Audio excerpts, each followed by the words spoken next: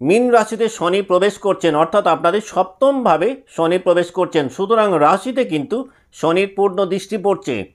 কন্যা রাশির জাতক বা জাতিকাদের মাইন্ডসেটের একটা বড় পরিবর্তন এই সময়টাতে আপনারা পেতে পারেন।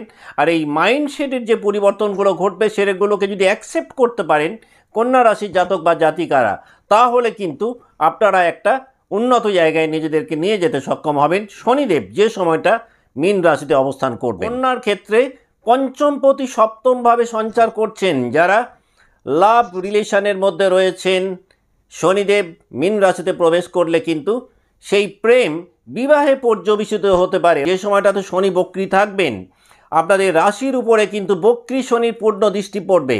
সুতরাং এই সময়টাতে আপনাদের বেশ কেয়ারফুল থাকা দরকার। যারা ব্যবসায় রয়েছেন, শনিদেব মীন রাশিতে সঞ্চার করলে বিজনেস লাইফ পূর্বের তুলনায় অনেকটাই উন্নত হতে পারে। এই সময়টাতে কন্যা রাশির জাতক বা জাতিকারা যেটা সবথেকে মজার ব্যাপার ফিল করবেন, সেটা হচ্ছে যেটাকে জীবন থেকে ঝেড়ে ফেলতে চাইছিলেন কিন্তু কিছুতেই ঝেড়ে ফেলতে পারছিলেন না, আর এর ফলে মানসিক দিক থেকে কন্যার জাতক বা জাতিকারা অনেকটাই টানাপোড়েনের মধ্যে ছিলেন।